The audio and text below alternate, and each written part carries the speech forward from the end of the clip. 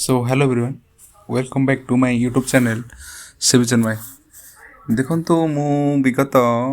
1 week हम आपण मान ओडिशा सरकार तरफ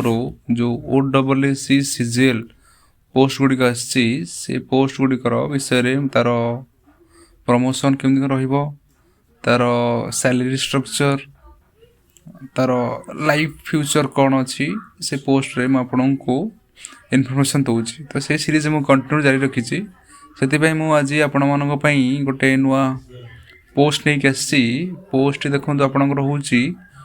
कॉमन कैडर ऑडिटर ये पोस्ट आपंकर देखु ओडिशा सरकार ग्रुप बी पदवी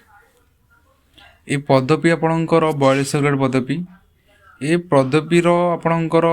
सबुठ प्लस पॉइंट कौन हो पदवी आपणकर lifetime Bhubaneswar posting that too भी आपणकर ओडिशा जो लोकसभा भवन रहा जो आप सेक्रेटेरिएट रे से पोस्टिंग डार मैंने सबुठ कहले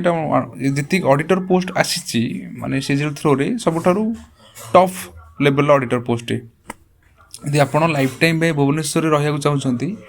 ताहले ये पोस्ट आप प्रथम प्रिफरेंस दे पारे आर कैरियर कौन रही ना प्रथम आप ग्रुप बी पोस्ट एंट्री मारे पोस्ट ना हूँ कॉमन कैडर ऑडिटर तापर आप प्रमोशन पाई जीवे असिस्टेंट ऑडिट ऑफिसर तापर आप किसी वर्ष पर प्रमोशन पाई जीवे ऑडिट ऑफिसर तापर आप प्रमोशन पाइबे देखंतु अंडर सेक्रेटरी तापर आपणकर डेप्यूटी सेक्रेटरी तापर आपणकर जॉइंट सेक्रेटरी तो आपन जदि कॉमन कैडर ऑडिटर पशुंती आपन पाखरे जदि लगभग 30 इयर्स रो सर्विस आपन हाथ रे रहूची ताहले नो डाउट आपन सेक्रेटेरिएट रे जॉइंट सेक्रेटरी मते पळेबे जोटा कि गोटे ग्रुप ए रो गैजेटेड जोटा आपन जोटा थाए आपन देखिथिबे जो आपन का ओडिशा टैक्स सर्विस जो ओटास जोटा कोनते आपन फॉरेस्ट आपन दीटा अछि जो ओटास अछि आपन फाइनेंस सर्विस अछि दीटा ओपीएससी जो सीटा दीटा सर्विस अछि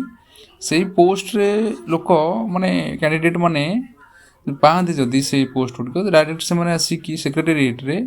आपनकर अंडर सेक्रेटरी हिसाब रे काम करती स्टार्टिंग तंकर सेक्रेटरी पोस्ट तो जदि आपन ए पोस्ट को पाई परिया चाहउछंती ताले आपन ई पोस्ट पई पूरा जीवन लगे दियौ तो ई पोस्ट पाई परि सीजीएल क्लियर करकी कहना एटा होजी गोटे मोस्ट माने प्रेस्टिजियस पावरफुल पोस्ट गोटे ऑडिटर तो आपण प्रिपेरेसन आप जारी रखु जपरी भाव में आपड़ यही जो सीजीएल बाहर तो आप क्लीयर करके पोस्ट को पाइपर तो ये आप इनफॉरमेशन कंटेंट पाइपर आप मो यूट्यूब चैनल सिविजन को शेयर और सब्सक्राइब करूँ धन्यवाद।